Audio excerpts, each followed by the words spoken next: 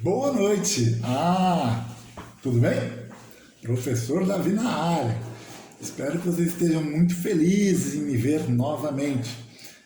Essa aula é uma aula de administração de produção destinada aos alunos da escola 1º de maio dos segundos anos do curso de administração. Essa aula é uma aula de administração de produção e o tema é Sistemas de Produção Japonês, parte 2. Nós já vimos lá a primeira parte, falando sobre o Kaizen, controle estatístico de qualidade, acho que controle total de qualidade. Então agora é a continuação daquela aula. Que aula, hein?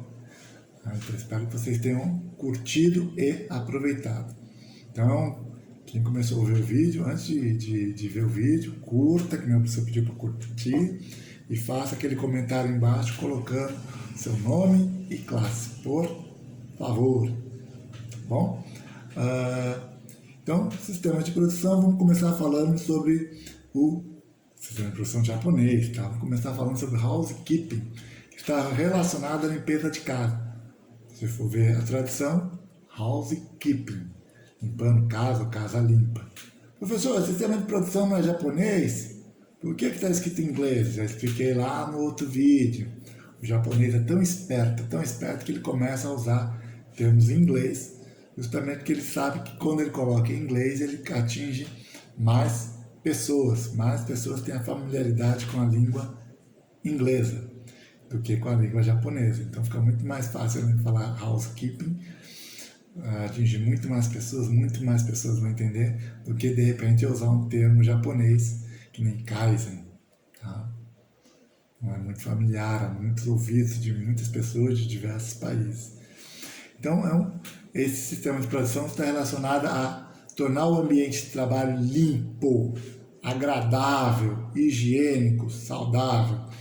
Então, se você, por exemplo, hoje entra numa multinacional japonesa, você vai ver que uma das coisas que chama a atenção é a limpeza.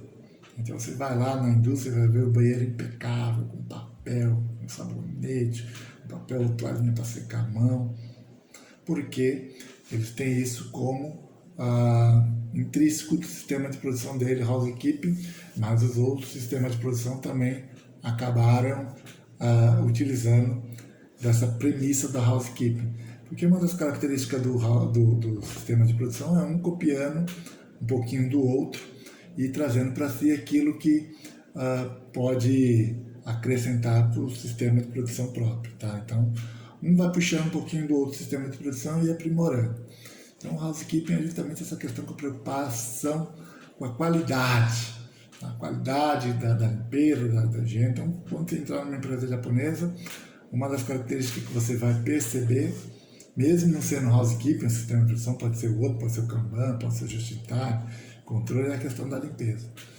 Tá? Porque eles têm que essa questão da limpeza vem das pessoas, começa na mudança de hábito das pessoas. Então, no momento que você muda de hábito, você começa a entender a importância de manter um ambiente limpo e organizado, você vai começar a perceber que você vai aumentar a produtividade. Professor, mas toda empresa não é assim. Vou até usar um exemplo simples aí, que não é um sistema de produção, porque não é uma indústria. Basta você entrar no mercado. Dava para usar o housekeeping no mercado? É um sistema de produção voltado para a questão de fábrica, de produção, mas é um sistema que poderia ser perfeitamente aplicado em qualquer outra área de prestação de serviço, de mercado, qualquer outro tipo de comércio. Então, por que eu estou dando exemplo de mercado? Já entrou no banheiro de mercado? Pode ser qualquer um. É uma sujeira que dá vergonha. Não tem papel, torneira imunda, você vai tocar naquela torneira tudo cheio de limo do lado, um negócio meio que nojento. Tá? Então, só estou dando uma noção. Então, existem alguns setores aí fabris, né, de fábrica, que não aplica essa questão do housekeeping. Então, o sistema sempre desorganizado, sempre vai ter uma peça no meio do caminho, vai ter um componente do produto no meio do caminho, o banheiro não vai estar limpo, o chão de fábrica sempre vai estar sujo, tá? A roupa do funcionário sempre encardida. Entra numa fábrica da Toyota, entra na fábrica da Nissan, e os caras mexem com graxa, hein? quase sempre a roupa é branca. Sabe por quê? Porque obriga a pessoa, se tiver com a roupa suja, a trocar, porque senão não passa nem na porta, pelo setor de qualidade lá. Tá? Então, para manter um sistema desse housekeeping, está muito ligado à atitude gerencial e padrão de comportamento, ou seja, tem que haver cobrança, então tem que estar muito redondinho a questão desse sistema, né, para quem for cobrar de maneira adequada, para que não haja dúvida se o funcionário não tem nem questionamento para ser feito. E questão de padrão de comportamento, ou seja, vai chegar uma hora que não precisa nem de atitude gerencial. A própria pessoa vai tomar aquilo como regra e vai seguir, talvez não só dentro da fábrica, mas para a vida dela. Tá? Então a gente vê hoje, a gente trabalhando, vou dar um exemplo do mercado ou de uma loja, porque é mais simples, mas você pode jogar isso também na indústria, que seria o correto. Então eu vejo muita gente trabalhando no mercado, caiu o produto da prateleira, e o cliente deveria ter colocado no lugar, mas não colocou, e eu vejo funcionário pulando aquilo ali. E não faz. Eu vejo, você vai lá no setor de hortifruti, sempre tem fruta e verdura jogada no chão, você não vê um funcionário para pegar ou para jogar fora, para repor de novo lá para vender. Não tem. É uma vergonha, eu vejo às vezes funcionário passando por cima, fingindo que não está vendo. Então, você para manter o ambiente organizado, limpo, é uma atitude sua. Tá?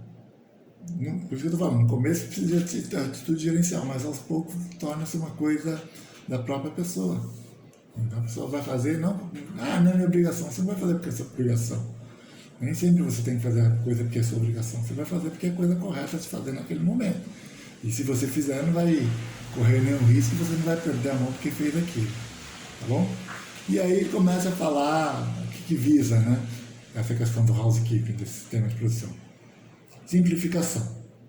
Então, no momento que você deixa as coisas organizadas, limpa, tem procedimento, tem padrão, facilita tudo, você ganha tempo. Então, você simplifica os processos. Liberação diária. Tá? Você pode ver que, de repente, um equipamento, uma máquina colocada fora do lugar, ela ocupa o dobro do espaço. Então, essa questão do housekeeping também visa isso, da alocação do layout dos equipamentos, dos componentes, onde fica o estoque, onde fica a máquina, onde fica o funcionário, justamente para que não tenha nada que impeça o espaço, tá? Que esse espaço seja otimizado da melhor maneira possível. Outra coisa da questão do housekeeping é a organização, como já falamos, né? Um ambiente organizado facilita tudo. Quem já trabalhou num ambiente bagunçado, sabe do que eu estou falando? Às vezes a empresa, a concessionária de luz fala, vocês estão devendo mês de janeiro. Aí o chefe fala, cadê a conta paga de janeiro? Aí a pessoa olha numa pasta, olha na outra, olha dentro da gaveta, né? E olha se levou para casa, se deixou ali, onde é que está anotado. Aí às vezes anota, mas não tem a conta. E não, às vezes a empresa tem 3, 4, 5 contas e não sabe onde foi que pagou, que dia que pagou, porque nem sempre paga na data. Então, organização fundamental. Então, outra coisa do housekeeping, além da liberação de áreas. Também tem a questão da limpeza. Também já falei para vocês, quando você entra numa organização japonesa, principalmente uma fábrica, você vai ver que é tudo impecável. Até o uniforme costuma ser branco, última cor clara, justamente para que se a pessoa se sujar, seja obrigada a trocar de roupa. Professor, a pessoa vai com a roupa suja? Muitas pessoas trabalham com a mesma roupa. Você já deve ter um coleguinha de trabalho, né, que você vê ele com uniforme, que aquele uniforme tinha que colocar na água, né, e tirar a sujeira, aquela sujeira vai dar para usar para adubar uma plantação de soja inteira, né, de tanta sujeira que deve ter naquela camisa. A pessoa quando vai trabalhar, você vê está dentro do ônibus, levanta o braço, aquela medalha aqui, e você geralmente pega o ônibus sempre com a pessoa, aquela marofa aqui, tá? Você vê que a pessoa, o máximo que a pessoa faz quando chegar em casa é tirar a camisa e estender no varal para secar o suor, né? Aí fica aquela beleza. Então uma pessoa dessa, quando trabalha num ambiente, tende a repetir o que ela leva na vida dela dentro de uma organização. Isso é péssimo e o housekeeping visa acabar com esse tipo de situação. A padronização facilita muito, então quando você tem padronização, ou seja, onde você guarda sempre as peças no mesmo lugar, tem sempre o mesmo caminho, a linha de produção, depois a gente vai falar um pouquinho melhor quando falar de Kanban, que é o próximo sistema de produção japonês que vamos tratar.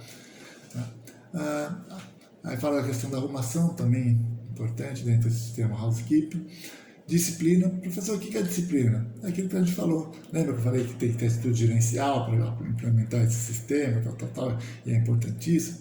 Mas que chega uma hora que vai ser padrão de comportamento, ou seja, vai chegar uma hora que não vai precisar a chefia pedir. A pessoa vai estar tão disciplinada a fazer aquilo que vai ser uma coisa natural. Tá? Então a pessoa já vai vir com o uniforme limpo, né, lavado, vai chegar na indústria, se ela vê uma peça fora do lugar, ela vai colocar no lugar. Não é obrigação dela, mas ela vai fazer. Tem uma caixa atrapalhando, ela vai colocar essa caixa para o lugar certo. Ou vai ligar para alguém tirar aquela caixa que está no meio do caminho para liberar a área. Porque é a obrigação da pessoa? Não está na função dela, mas às vezes porque é a coisa certa a fazer. Perfeito? Espero ter ficado bem claro o sistema japonês de produção chamado housekeeping. Outro sistema de produção é o Kanban. Tá? Então, para quem não sabe, Kanban, a tradução para português, quer dizer cartões. Então, é um sistema de produção que faz a movimentação de materiais just in time. O que é isso? De acordo com o que vai acontecer na produção, você vai pedindo, não tem sobra. Então, quando a gente fala just in time, é uma coisa meio que justa. Serve para controlar a ordem das atividades em processo sequencial. Deixa eu tentar explicar para vocês como é que funciona isso. Então, o objetivo é a necessidade de mais materiais, assegurar que seja entregue no tempo correto para a execução da atividade. Então, vamos pensar num sistema de produção. Como é que funciona? Vamos dizer que esse sistema de produção é uma linha de celular. Então, o celular começa lá no começo com a carcaça do celular. Depois tem a placa-mãe. Tá? Então, é uma esteira de produção mesmo. Então, vem vindo, vem rolando, e na esteira tem vários tipos de trabalhador. O primeiro trabalhador vai colocar a carcaça do celular, o segundo vai colocar a placa-mãe, o terceiro trabalhador, e o celular passando, vai ter o cara que vai colocar a bateria. No outro, vai ter a pessoa que vai colocar o processador, no outro que vai colocar a tela. Então, é assim que funciona o sistema de produção, até esse celular está pronto e ser encaixotado e botar para controle de qualidade para depois colocar ele para venda. Então, assim que funciona uma linha de produção. Geralmente o produto vem em cima de uma esteira e várias pessoas vão montando esse produto. O carro é assim, professor? A única diferença é que o carro não vem numa esteira, ele já vem andando e as pessoas vão montando. Mas a ideia é a mesma, começa com o assoalho do carro, aí coloca o eixo do carro, depois coloca a roda, coloca a carenagem do carro, coloca o banco, e vai sendo uma linha de montagem, o carro vai andando e vai montando ele. Até que chega a parte lá da pintura, colocação de vidro, cada um vai fazendo a sua parte. Cada parte tem um trabalhador ou uma equipe de trabalhador com maquinário que vai fazer a sua parte. Isso é uma linha de produção. No sistema Kanban, o que acontece? Está o celular aqui, lembra que eu falei para você? Esse celular, essa esteira só vai rodar para chegar na outro operário, que no caso eu tenho um operário aqui, e agora eu sou o operário que coloca a placa-mãe nesse celular. Depois que eu colocar a placa-mãe, vai ter outro funcionário aqui que vai colocar a bateria, e vai ter outro funcionário lá que vai colocar o processador, outro que vai colocar a tela, outro que vai testar. Então, são vários, e o celular vai andando. Então, está andando para mim aqui, ó. Já colocou a carcaça desse celular. Agora a minha obrigação é colocar a placa-mãe.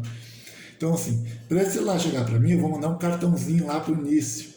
Não, eu já mandei o celular lá para colocar a bateria, então já manda outro. Então, eu, através de cartões, eu vou pedindo. A mesma coisa, o cara da bateria, ele vai mandando cartão para mim, pode mandar, porque o meu eu já mandei, e agora estou precisando com placa-mãe. Então, esse sistema de cartão.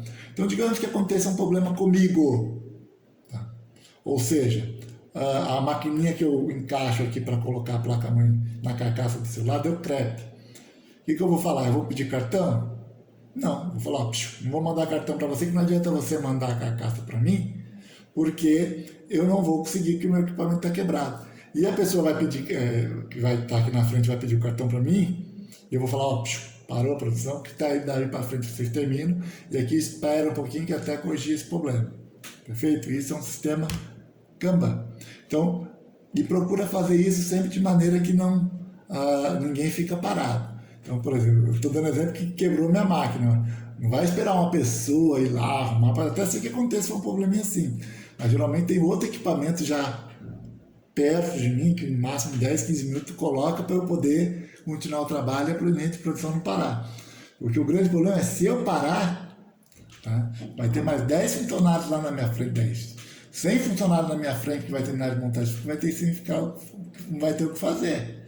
Então não pode ficar muito tempo parado. E por ele não ter o que fazer, essas horas que ele ficar parado, 1, 2, 3, um dia parado, eles vão deixar de receber? Não. O salário cai normal. Ele não ganha por produção, ele ganha por mês, se ele for mensalista.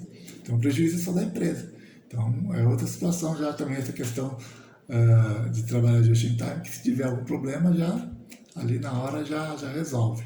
Perfeito? Então também procura trabalhar um material para não deixar sobrar, um sistema Kanban, trabalhar com estoque mínimo possível, já fazer, já vender, já encaminhar isso para o cliente.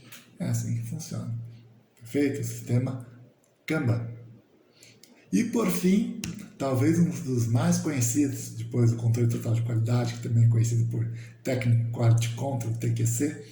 Inclusive tem vários livros que falam sobre controle total de qualidade, o TQC, Technical Quality Control. Na minha época, anos 90, não entrava numa biblioteca do curso de administração que não tivesse um livro falando sobre isso. E tão famoso quanto o controle total de qualidade, o TQC, é o Just in Time. Tá? Porque esse é o sistema de produção que a gente vai falar agora. Mais uma vez, o japonês sendo muito esperto, lá ele tinha usado o termo Kanban, e agora ele voltou a usar o Just in Time, que é um termo em inglês que quer dizer no tempo certo, no tempo justo, no tempo correto. Perfeito? Então, esse sistema de produção ele procura agilizar a resposta da produção às demandas. O que é isso? Esse Just in Time ele trabalha sem sobra, ou seja, a ideia é que não se tenha estoque, ou que se tenha estoques mínimos. Então, eu só vou fazer o produto que já está praticamente vendido. Então, eu fiz o produto, já encaminho para venda. Eu não monto uma linha de estoque para depois a pessoa vir pedir para mim, depois eu mandar. Não. Quando eu faço o produto, já está adequado à demanda. Professor, então você só faz se pedir? Pode ser que sim, pode ser que não. O que normalmente acontece é, digamos, essa mesma fábrica de celular, ela tem projeções, ela trabalha com planilhas. Então ela sabe que o mês de março, ela vendeu 1 milhão do ano passado, 1 milhão de celular, o mês de abril 1,5 milhão, o outro 1,6 milhão, então ela sabe que mês a mês, até chegar a dezembro, que vende 2 milhões.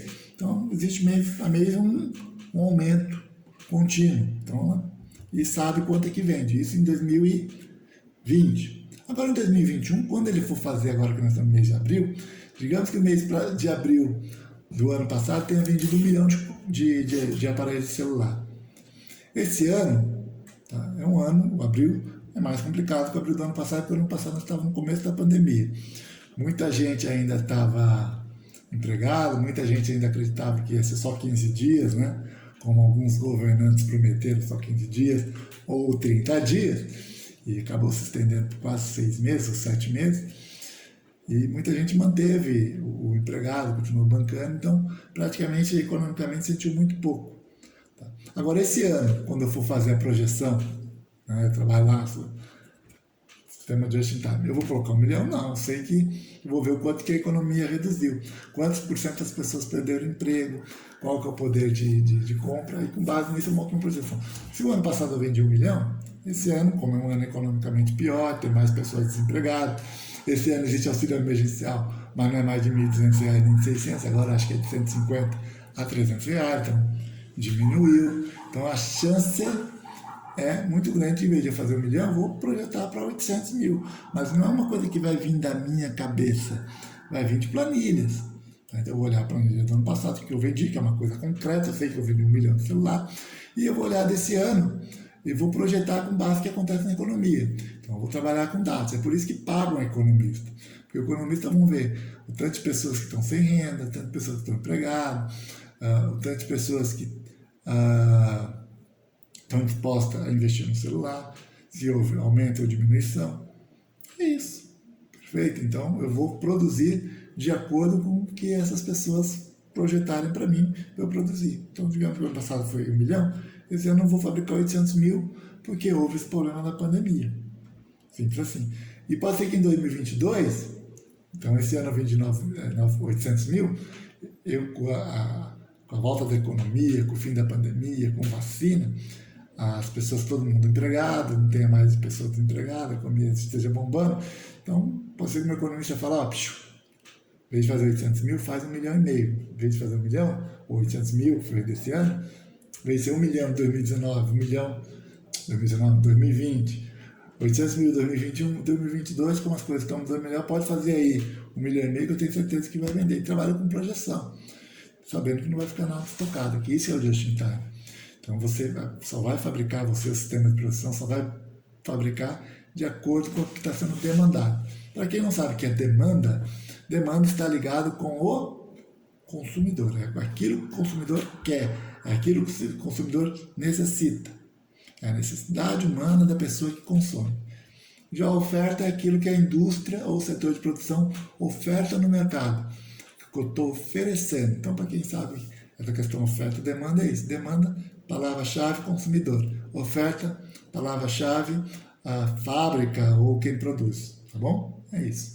Você, quando surgir esses dois termos aí ligados à economia, fica fácil agora a gente destrinchá-lo. Então, outra coisa também importante, assim como nos outros sistemas de produção, que o Just in Time visa a questão da eliminação de desperdício. E outra coisa importante, a questão do desperdício não vou nem falar, porque nós já falamos em quase todos os sistemas de produção japonesa, né? Acho que falou em sistema de produção japonesa, fala nessa questão da redução do desperdício, e eu acho que isso também é fundamental. E por fim, essa questão também para você implantar um sistema de just in time, fica mais fácil no sistema de produção repetitivo e contínuo, ou seja, celular. Por que não é repetitivo? Carcaça, placa-mãe, bateria, processador, repetitivo. Independente do modelo, professor? Independente do modelo. Porque aí só vai mudar o que? O componente. Porque a carcaça vai ser um pouco maior ou menor, a placa vai ser um pouco melhor ou pior, a bateria vai ser melhor ou pior. Né? É repetitivo o movimento. Tá? Então você tanto faz para fabricar o G7 ou o G8, os funcionários que vão estar lá fazendo esse celular são os mesmos.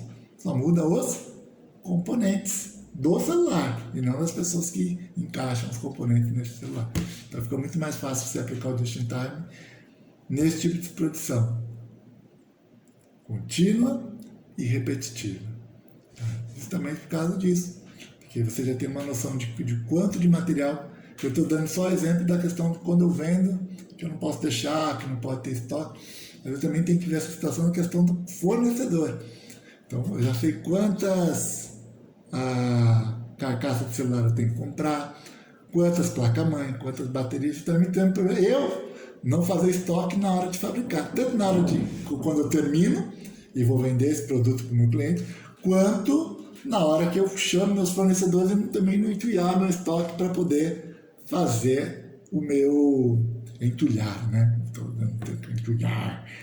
Entulhar o meu estoque de fornecedores aqui para poder fabricar meu celular. Eu também não posso ter um estoque muito grande, eu só vou pedir para o meu fornecedor aquilo que eu preciso para fabricar e atender o meu cliente. Tá bom? Então, necessário um plano mestre. Tá? O que é o plano mestre? Aquele plano que diz tudo que é necessário para que eu consiga atender tanto o meu cliente como na hora de eu pedir para o meu fornecedor o que eu tenho que fazer para não deixar o meu estoque também muito cheio. Perfeito? E por fim, né, o Just in Time tem 10 mandamentos. Agora eu vou dar uma lidinha, tá, para vocês, porque assim, até dá para gravar 1, 2 ou 3, mas vamos falar cada um deles. Tá? Primeiro mandamento do Just in Time, ou JIT. Tá? Jogue fora métodos de produção que sejam velhos, ultrapassados. O que é isso? Joga fora.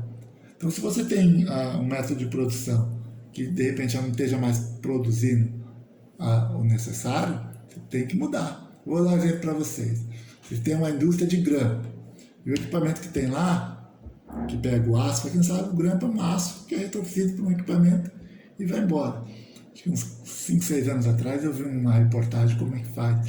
Acho que tem 1 ou 2 fábricas no estado de São Paulo. É muito legal que depois que eles fazem, eles passam a cera em cima. Muito bacana, como se fosse derretido, né, uma tinta, eles passam só a cabecinha do grão. Pessoas ainda falam em grão, ainda tem gente que ainda usa grão. Pode parecer brincadeira, mas tem gente que ainda usa isso. Então, grampo de cabelo que eu falo, tá? E de repente você consegue fabricar 10 mil, você que eu falo a sua indústria. Tá? Aí de repente chega um equipamento que, em vez de fabricar 10 mil, você consegue fabricar 100 mil. E antes você, para fabricar 10 mil, você precisava de 20 pessoas. Agora, para fabricar 100 mil, você precisa de 5. Então já não está na hora de você jogar fora esse método de produção ultrapassado. Ah, pessoal, mas tem que comprar o equipamento é caro. Será que o caro não é você manter 15 funcionários a mais do que é necessário? Será que caro não é produzir 10 vezes a menos que você produz no dia? Então, talvez seja isso que os precursores desse sistema de produção queiram dizer com esse mandamento. Mandamento 2. Pense uma maneira de fazê-lo funcionar e não porque não irá funcionar. Isso também é muito legal. E se você vê no trabalho de vocês, você chega com uma ideia e a pessoa, não vai funcionar por causa disso, disso e disso. Em vez de ela te ajudar e falar, a ideia é bacana, e se a situação pode acontecer e dar errado, vamos fazer uma situação para passar a dar certo. E a mesma coisa acontece dentro de uma indústria. Não sei se alguém de vocês trabalha na indústria, mas a indústria é assim também. Então, muita gente para criticar as ideias, não para botar essas ideias e melhorar e fazer essas ideias funcionar. Perdão, tá, turma? Acho que está passando aqui uma locomotiva ou um caminhão com barulho de locomotiva. Deus é mais, que bagulho barulhento. Perdão, mas vamos tocar o barco como se tivesse uma sala de aula. Tá bom? Lá também tem problema de som alto, pastor falando no microfone alto, gritando, então vamos deixar, esquecer esse barulhinho aí, tá? Eliminem da mente. Vamos para o terceiro mandamento. Trabalhe com as condições existentes. Trabalhe com as condições existentes. Não procure desculpa. Isso também é muito bacana. Eu vejo muita gente isso no ambiente de trabalho. Fala, não faço isso porque não tem isso, não tem aquilo outro. Se tivesse isso, aquilo outro, eu faria melhor. Para de reclamar. Faz aquilo que dá para fazer com as condições que você tem. E muitas vezes depois o patrão proporciona as condições que a pessoa fala que precisa e não muda absolutamente nada. Então quem quer mudar, quem propõe, faz com o que tem. Faz com o simples.